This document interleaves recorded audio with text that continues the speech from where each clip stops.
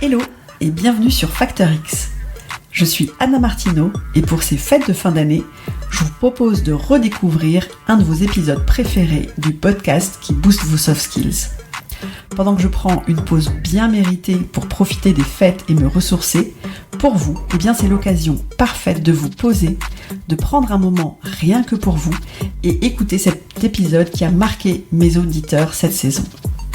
Alors installez-vous confortablement, passez en mode déconnexion totale et laissez-vous inspirer.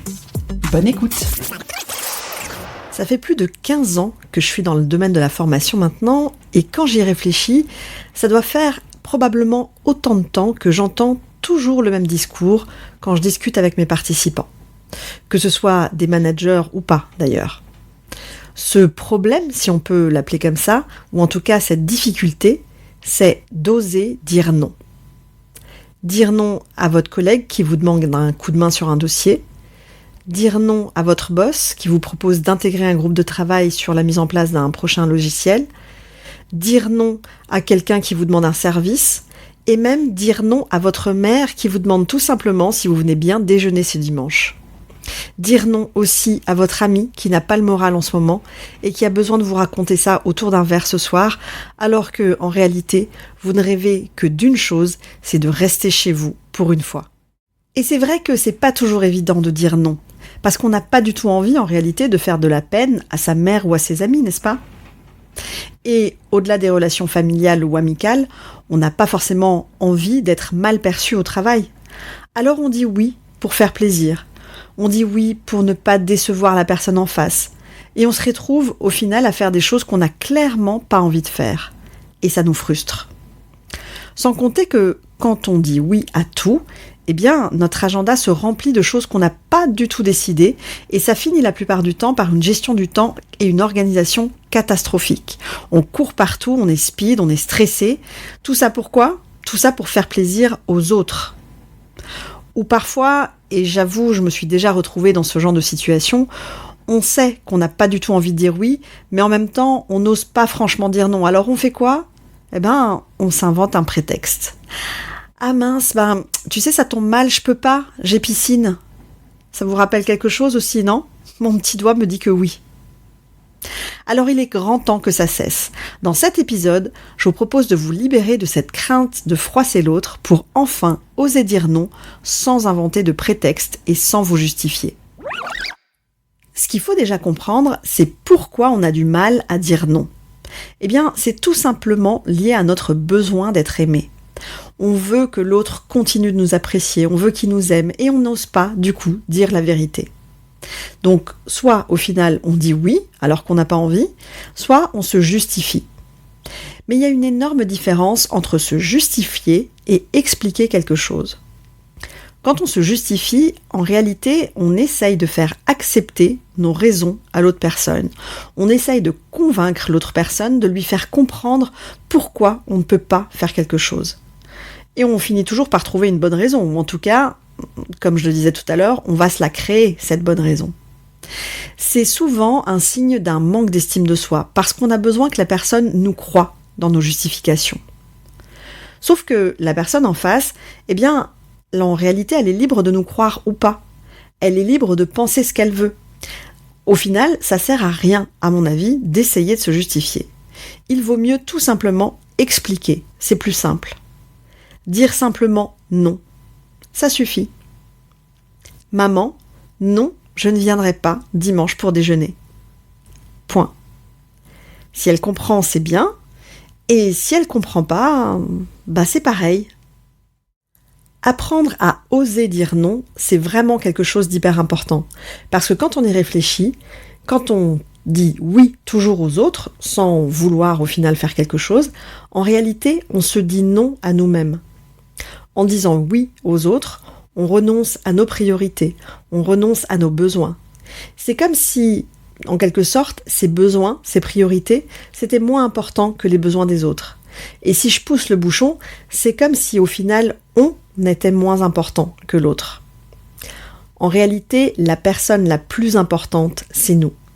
Si vous ne vous affirmez pas, personne ne le fera à votre place. Oser dire non, c'est une manière de se respecter, de gagner en estime de soi. Ça fait un bien fou d'oser dire ce qu'on pense, ce qu'on ressent. Ça nous aide à être nous-mêmes parce que quand on exprime tranquillement ce qu'on pense, eh bien, on n'a plus besoin d'être gentil ou serviable pour être aimé des autres. On a juste besoin d'être nous-mêmes pour être apprécié des autres. Oser dire non, c'est en quelque sorte une façon d'être authentique. Pour en arriver là, je vais vous donner 4 conseils qui vont, j'espère en tout cas, vous libérer pour oser enfin dire non. Mon premier conseil, c'est d'accepter de décevoir les autres. Oui, parce que forcément, quand on s'écoute et qu'on se met en priorité, quand on met en priorité nos propres besoins, la conséquence, c'est que l'autre personne en face peut être déçue de s'apercevoir qu'on ne considère pas ses besoins comme prioritaires. Eh bien, vous savez quoi ? C'est comme ça. Les gens seront peut-être déçus, effectivement. Et puis quoi ? C'est ok. Vous ne pouvez pas satisfaire tout le monde et je vous assure, tout le monde s'en remettra. Mon deuxième conseil, c'est de commencer par dire non à des choses simples. C'est clair que si tout de suite, là, demain matin, vous essayez de dire non à votre boss au bureau, je comprends que ça puisse être un petit peu compliqué si vous n'avez pas l'habitude. Donc, commencez par vous entraîner avec des petites choses toutes simples, des choses du quotidien, des choses moins engageantes. Par exemple, votre chéri ce soir vous propose de manger chinois alors que vous, en réalité, vous en raffolez pas plus que ça. Dites-lui non, tout simplement. C'est pas parce que lui adore ça que vous êtes obligé de toujours lui faire plaisir. Mon troisième conseil, c'est de prendre le temps. En fait, avant de dire oui à quelqu'un, prenez quelques instants pour réfléchir à quoi vous renoncez si vous lui dites oui. La semaine dernière, une de mes amies a insisté pour qu'on aille boire un verre un soir en semaine. J'ai failli accepter, j'étais vraiment à 2 doigts parce que je sais qu'en ce moment elle va pas super bien et qu'elle a besoin de parler.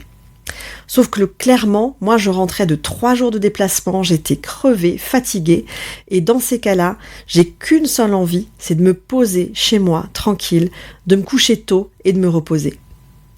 Je savais que si je lui disais oui, je serais encore plus fatiguée et stressée le lendemain.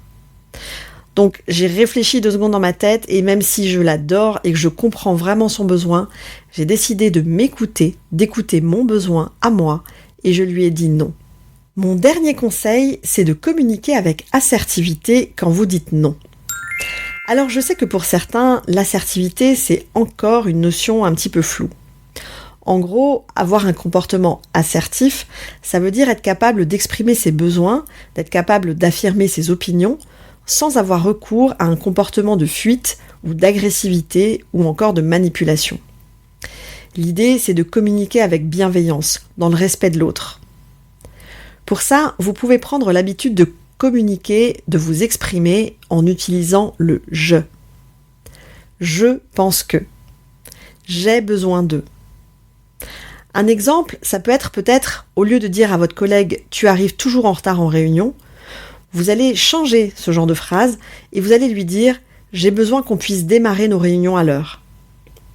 Ou alors, au restaurant aussi, si on ne vous a pas servi le plat que vous avez commandé, le serveur s'est peut-être trompé, et bien justement, au lieu de lui dire au serveur « vous vous êtes trompé », vous allez utiliser des tournures de phrases du style « j'ai pas eu le plat que j'avais commandé ». C'est factuel. Vous n'accusez pas l'autre personne, vous n'êtes pas dans le reproche. Vous parlez de vos besoins, et ça change tout. C'est un moyen de vous affirmer tout en respectant l'autre. Mais je vous en dis pas beaucoup plus à ce sujet parce que je vous propose plutôt de réécouter l'épisode 27, je crois. Oui, je crois que c'est l'épisode 27, dans lequel on avait déjà pas mal parlé de cette notion d'assertivité. Je vous remets le lien, en tout cas, de cet épisode dans les commentaires ici pour que vous puissiez le réécouter tout de suite. Pour conclure, je me dis que c'est aussi important de préciser ici que apprendre à dire non, ça ne veut pas dire non plus qu'il faut dire non à tout. On a évidemment le droit de dire oui à partir du moment où ça nous va à nous, à partir du moment où ça nous fait plaisir, à partir du moment où on choisit de dire oui. L'idée, c'est bien que ce oui ne doit pas être imposé par nos injonctions. On ne doit pas se sentir obligé en quelque sorte de faire plaisir à l'autre. Si on a envie de faire plaisir, eh bien on le fait. On a bien sûr le droit de dire oui quand ça nous va. Et on passe à mon challenge de la semaine. On vient de voir l'importance cruciale d'oser dire non et de vous affirmer. Et le défi que je vous propose aujourd'hui, je pense que ça devrait vous aider à ça. Cette semaine, je vous mets au défi de dire non au moins une fois dans une situation où vous auriez habituellement cédé par réflexe, par peur de décevoir ou simplement pour éviter un conflit. Choisissez un moment où dire non est aligné à vos besoins, à vos envies ou à vos priorités personnelles. Mais attention, l'objectif, c'est pas évidemment de refuser juste pour le plaisir de refuser, mais de le faire de manière réfléchie, en respectant vos propres limites et en communiquant sans vous justifier outre mesure.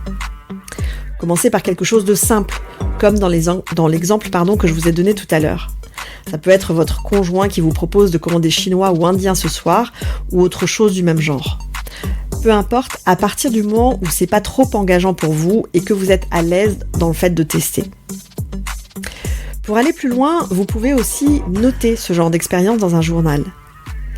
Comment vous vous êtes senti avant de dire non, pendant et aussi après avoir dit non? Quelle a été la réaction de l'autre personne? Comment est-ce que cette expérience a influencé votre perception de vous-même et de vos relations, de vos interactions avec les autres? Moi, je suis persuadée que cet exercice peut vous apporter une nouvelle perspective sur votre capacité à poser des limites saines et à vous respecter. J'ai hâte de lire vos témoignages et de découvrir comment ce challenge vous aura permis de vous affirmer. Comme d'habitude, n'hésitez pas à me contacter sur LinkedIn pour m'en parler. Ça me fait toujours plaisir. Vous êtes de plus en plus nombreux à faire ça. Alors continuez, s'il vous plaît, c'est vraiment cool. Rappelez-vous, chaque non bien placé est un pas de plus vers plus d'authenticité et de respect de vous-même. Si cet épisode vous a plu, j'ai une mission spéciale pour vous. Vous abonner au podcast, bien sûr, et surtout, la mission, c'est de m'offrir un cadeau vraiment sympa, j'apprécierais beaucoup en ces fêtes de fin d'année. Alors laissez-moi un avis 5 étoiles, et pour ceux d'entre vous qui m'écoutent sur Apple Podcast, prenez le temps, s'il vous plaît, de m'écrire un commentaire sympa. Ça ne vous coûte rien, et pour moi, je vous assure, ça fait toute la différence. Ces avis, c'est ce qui aide Factor X à être mieux référencé et à inspirer encore plus de monde. Alors, si vous avez juste 2 petites minutes devant vous, merci d'avance pour ce geste qui me touche énormément. Et en attendant, je vous souhaite de bien profiter de cette période pour vous reposer et vous recentrer sur vous. Passez de très belles fêtes et on se retrouve très vite pour de nouveaux épisodes. Ciao ciao!